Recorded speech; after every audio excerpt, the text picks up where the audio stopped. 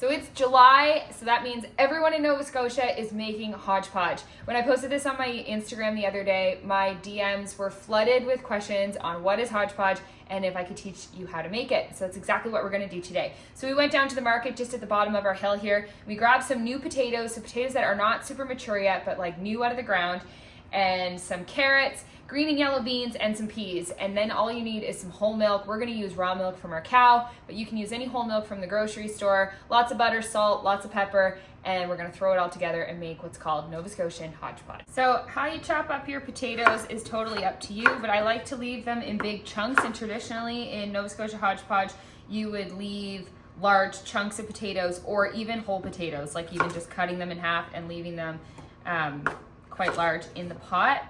Obviously this is quite a large one, so we'll cut that one down, but you want, and same with the beans, same with the carrots, everything is large chunks. We're not cutting super small, we're keeping them really nice and big. So we're just gonna go ahead and slice up all of our vegetables, and then we'll show you what to go from there. So with my beans, everyone does this a little bit differently, but usually I just take the ends off if there's an end. Most of these don't even have an end.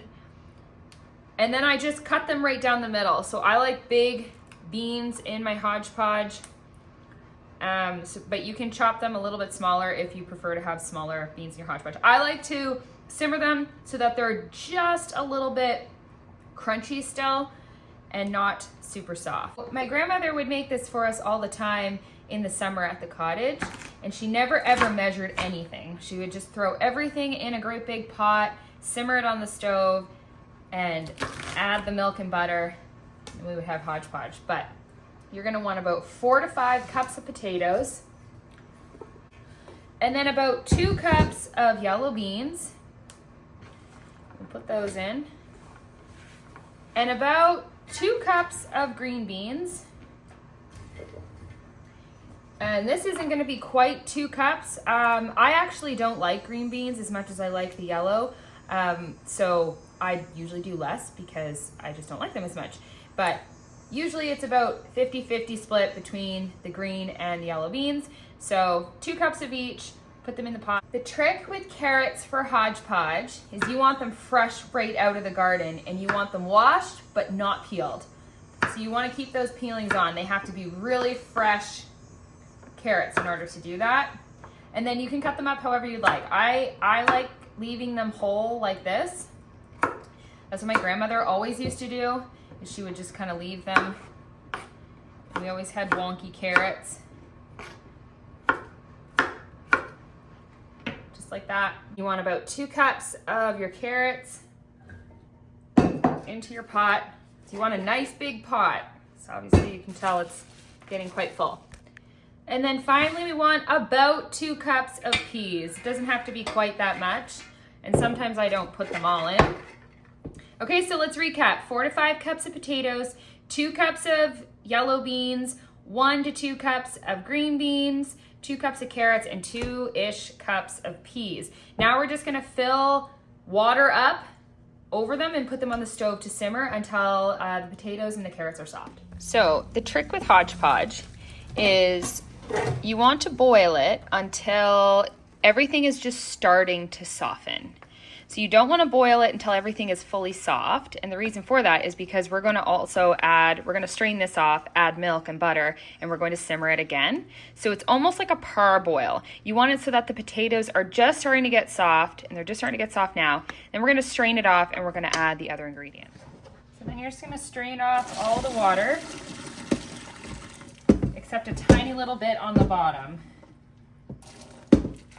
So, and you don't have to leave some, it's just less kind of milk that you have to put in. I tend to dump most of mine out and just leave a tiny bit on the bottom.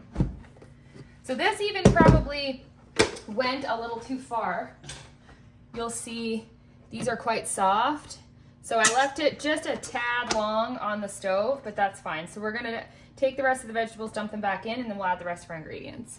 So at this point, we're just gonna cut about a 1/2 cup of butter into the pot. Make sure it's salted butter, of course. half a cup. Sometimes I put a little more in. Again, I usually don't measure. So you can go half a cup, you can go 3/4 of a cup. I mean, the more butter, the better, obviously. So you're just going to mix that through, and the potatoes are gonna start to come apart. That's fine. That's why we keep them nice and big. You want that butter to kind of mix all the way through, and then you can kind of see the water down at the bottom there. And if you're someone who likes a really creamy hodgepodge, then you're gonna wanna strain all that water out. I don't love a really creamy hodgepodge, and traditionally hodgepodge is made with heavy cream, and I personally choose to not use heavy cream. I use whole milk and I leave water in the bottom, and it, for me, is perfect. But if you want it creamier, then strain all that out. So we're gonna go ahead and pour our milk in. It ends up being about 3 cups of milk. 4 cups of milk if you strain all the water off. Okay, so we left a decent amount under there. You can see that butter in there, and we're just gonna kind of bring this up to a boil and simmer it again, add lots of salt and pepper, and that's pretty much it. And then we're gonna have our hodgepodge.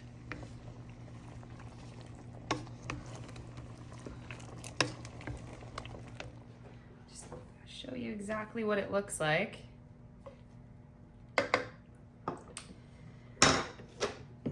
Just gonna scoop in there, and we get a whole bunch of all of the ingredients in the pot. And then what I like to do is kind of just go back for a little extra milk, and then season with salt and pepper. And I promise it is the most delicious summer soup that you can ever make. And it's actually so good on a hot day. So definitely try it. Let me know if you try it.